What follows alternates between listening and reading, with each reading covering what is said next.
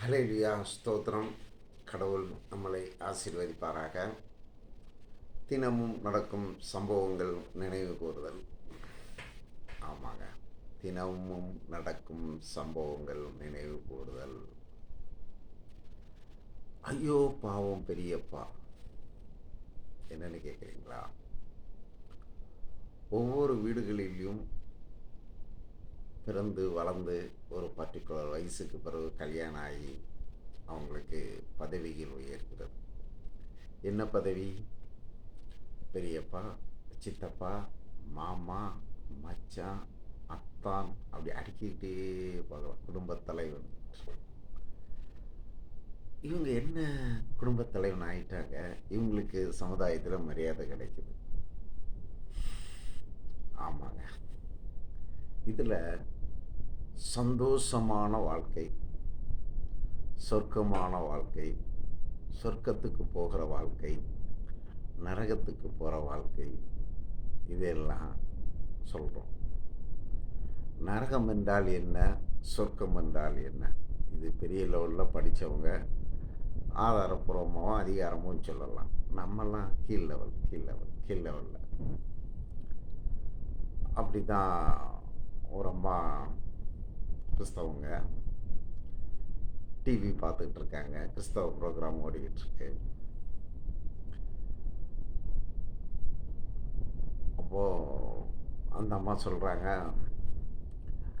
கணவனுக்கு மனைவி அன்புள்ளவளாகவும் பிரியமுள்ளவளாகவும் நேசமுள்ளவளாகவும் இருக்க வேண்டும் அப்படிங்கிற தலைப்பில் வேத அதிகாரங்களை எடுத்து சாஃப்டாக டேலண்டாக ஏற்ற இறக்கமாக ஆசீர்வாதமாக பாடலோட மெசேஜ் கொடுத்துக்கிட்டு இருக்காங்க. அப்போ அந்த அம்மா சொல்கிறாங்க, கணவன் மீது அன்பு செலுத்துங்கள், கணவனை கடினமாக பேசாதீர்கள், கொடூரமாய் பேசாதீர்கள், தூஷணமான வார்த்தைகளால் பேசாதீர்கள். இந்த மாதிரி பேசுகிற ஜனங்கள் ஆப்பிரிக்காவிலும் இந்தியாவிலும் அதிகமாக இருக்கிறார்கள் என்று ரெக்கார்டு பிரகாரமாக பேசிகிட்டு இருக்காங்க. அப்போ அந்த வீட்டுக்கார் சொன்னாரா, கரெக்டு தாம்மா, நியாயந்தாம்மா, உண்மைதாம்மா, உண்மை. உனக்கு என்ன, நீ நல்லா படித்த பொண்ணு, அறிவாளி பொண்ணு.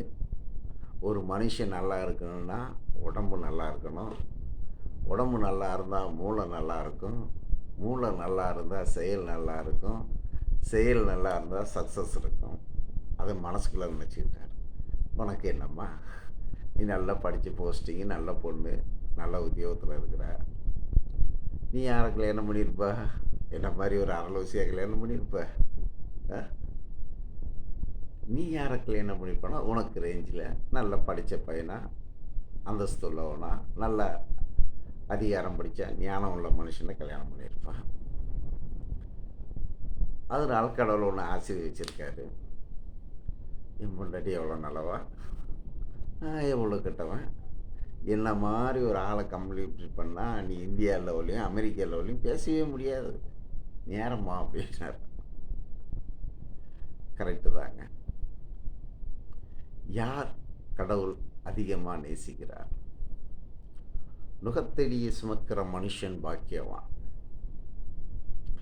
பிறக்கும்போதே ஒரு ஐஸ்வர்யவானாக பிறந்து ஒரு 3 பீரோ நிறைய ட்ரெஸ்ஸு, வீட்டில் தேவையான விளையாட்டு பொருட்கள், பெரிய ஸ்கூலில் படிப்பு, ஏகப்பட்ட வருமானம், வாடகை, கம்பெனி, இண்டஸ்ட்ரியில் வந்து ஒரு வாழ்க்கை வாழ்ந்தால் அந்த வாழ்க்கை வரலாறுகள் எங்கேயோ ஒரு சில பேர் தான் சொல்லப்படுது. இளம் வயதிலேயே கஷ்டத்துக்குள்ளே பிறந்து கஷ்டத்துக்குள்ளே வளர்ந்து பிறரால் வெறுக்கப்பட்டு, பிறரால் சோதிக்கப்பட்டு, பிறரால் கொடுமைப்படுத்தப்பட்டு தாண்டி தாண்டி தப்பிச்சு வந்து வாழ்கிறாங்க பார்த்தீங்களா, அவங்க வாழ்க்கை தாங்க பெருசாக இருக்கு. அப்படி தாங்க ஒரு முறை மார்க்கெட்டிங் வேலைக்கு போகும்போது பல விதமான பிரச்சனைகளை சந்திப்போம். நல்லவங்க கெட்டவங்க எல்லாத்தையும் சந்திக்க வேண்டிய சூழ்நிலை வரும். சில கடைகளில் வந்து சேல்ஸிங் கமிஷன் கேட்பாங்க ஓனருக்கு தெரியாமல். அதை கொடுத்தா நம்ம கொடுக்குற பொருள் முன்னாடி வைக்கப்பட்டு சேல்ஸ் ஆகும். இதை கொடுக்கலன்னா நம்ம பொருள் டேமேஜ் பண்ணப்படும், சேல்ஸ் ஆக்கப்படாது, பிரச்சனைகள் வரும். அப்போ இதில் பேலன்ஸாக போகணும். அப்படி பேலன்ஸாக போகிற நேரத்தில் ஒரு கடையில் ஒரு நல்ல சேல்ஸ் போஸ்டிங்கில் இருக்கிற ஒரு அம்மா, எனக்கு அடுத்தாப்புல ஒரு அம்மா மேனேஜராக இருக்கிறாங்க, அவங்க வீட்டில் ஃபங்க்ஷனு, அவங்களுக்கு 2 பொருள் இந்த பொருள் வேணும், நீங்கள் தனியாக கொடுங்கன்னு கேட்குறாங்க. கேட்குறவங்க அந்த கடையோட ஒரு நல்ல போஸ்டிங்கில் இருக்கிறவங்க, கொடுக்க சொல்லுவாங்க அதுக்கு அடுத்த போஸ்டிங்கில் இருக்கிறவங்க. இது கடைக்கு தெரியாமல் கொடுக்கணும். எப்படி கொடுக்கணும்? போய் சிரிக்கணுமே, கொடுத்துடலாம், கொடுத்துட்றேன் அப்படின்னு சொல்லிட்டு 1 நாள் 2 நாள் லேட் ஆகுது. இந்த நியூஸ் எப்படியோ அந்த கடை ஓனருக்கு தெரியுது. தெரிஞ்சுதான் போட்டு கொடுக்கப்பட்டதா, எனக்கு எதிராக சதி செய்யப்பட்டதாங்கிறது தெரியல, போட்டு கொடுக்கப்படும். 2 நாள் கழிச்சு அந்த கடைக்கு நான் கலெக்ஷனுக்கு போகிறேன். அந்த கலெக்ஷனில் திடீரென்று என்னை உள்ளே கூப்பிட்டு கடை ஆஃபீஸ் ரூமை லாக் போடுறாங்க. வெளியே இருக்கவங்க நினைக்கிறாங்க இன்றைக்கி டேவிட்டுக்கு சமூகத்தை தான் அப்படின்னு.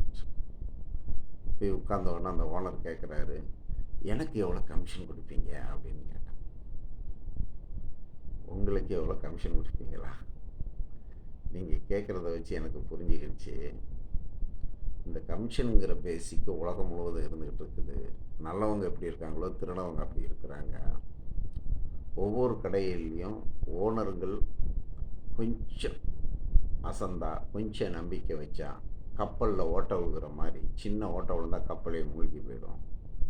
அந்த மாதிரி இந்த கமிஷனு, புரோக்கரேஜ் இதுகள் சில கடைகளில் தாண்டவம் ஆரம்பிக்கும் போது உள்ளுக்குள்ளே எங்களுக்குள்ள ஒரு பயம் இருக்கத்தான் செய்யுது. உங்கள் கடையில் கமிஷன் நான் கொடுக்கன்னு சொல்லலை, உங்கள் கடையில் இருக்கவங்க எங்ககிட்ட கேட்டாங்க. உங்கள் கடையில் நான் கமிஷன் கொடுக்கல, உங்கள் கடையில் இருக்கிறவங்க எங்ககிட்ட கமிஷன் கேட்டாங்க. நான் கொடுக்கலங்க, அதுக்கு இதுக்கு என்ன இல்லையா? இதை பாருங்கங்க, கடவுள்கள் எங்கேயுமே பணக்காரங்க வீட்டில் பிறக்கலை, ஏழைங்க வீட்டில் தான் பிறந்திருக்காங்க. துன்மார்க்கர் தான் பணக்காரங்க வீட்டில் பிறந்திருக்காங்க. அப்போ நான் என்ன துன்மார்க்கனா? பின்ன என்ன?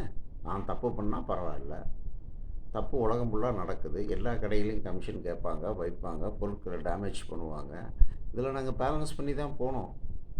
சில இடங்களில் கொடுத்து தான் ஆகணும்னா ஓனர்கிட்ட இன்ஃபர்மேஷன் பண்ணி சொல்லி கொடுக்குறோம். சில இடத்துல கொடுக்க முடியாது. இப்படி இருக்கும்போது நாங்கள் என்ன பண்ண முடியும் அப்படின்னு கேட்டுக்கிட்டாங்க. ஆமாங்க, குடும்ப வாழ்க்கையிலையும் அண்ணனுக்கு மேலே பிரியமாக இருக்கணும், தம்பி மேலே பிரியமாக இருக்கணும், தங்கச்சி மேலே பிரியமாக இருக்கணும், மாமா மேலே பிரியமாக இருக்கணும். எல்லாருக்கும் ஆசைகள் இருக்கும். பொருளாதாரம் பத்தாது. சில பெண்கள் என்ன பண்ணுவாங்க, தங்கள் குடும்பத்துக்கு மட்டும் கொடுக்கணும், ஹஸ்பண்ட் குடும்பத்தில் கொடுக்கக்கூடாதும்பாங்க. யாரோ ஒரு சில பிள்ளைங்க எல்லாத்தையும் அனுசரித்து வாழ்வாங்க. அப்போது அந்த இடங்களில் தான் பெரியப்பா பாவம். எப்படி பாவம்? ஒரு ஃபங்க்ஷனுக்கு அந்த வீட்டம்மா போகிறாங்க. அந்த வீட்டில் அவர் வரலையான்னு கேட்குறாங்க. ஐயோ, அவர் பயங்கர வேலையாக இருக்கார், பிஸியாக இருக்கார். ஐயோ பெரியப்பா பாவம். ஆமாங்க, சில இடங்களில் விட்டு கொடுத்து சகிச்சு நம்பிக்கையோடு போகும்போது பலவிதமான போராட்டங்கள் வரும். அதை எல்லாத்தையும் கடவுள் மேலே பாரத்தை வச்சு அலையிலியான்னு போகிறது பெரிய ஆசீர்வாதம். பொறுமை ரொம்ப பெரியது, பொறுமை ரொம்ப நல்லது. பொறுமையாக இருப்பது ரொம்ப ஞானம். அது ஞானத்தோடையும் பொறுமையோடும் இருக்கணும். மிஞ்சினை நீதிமானாயிராதே, மிஞ்சினை துன்மார்க்கராயிராதே, காலத்துக்கு முன்னே மரித்து போவதனால் உனக்கு என்ன லாபம்? ஆமாங்க, வேதத்தின் பிரகாரம் பார்த்தோம்னா சில இடங்களில் உண்மையாக இருக்கணும், சில இடங்களில் சகிச்சுத்தன்மையாக போகணும், சில இடங்களில் எதிர்த்து நிற்கணும். எல்லாமே கடவுள் கிருபை இருந்தால் மட்டுமே நடக்கும். அல்லேலூயா, ஆமென்.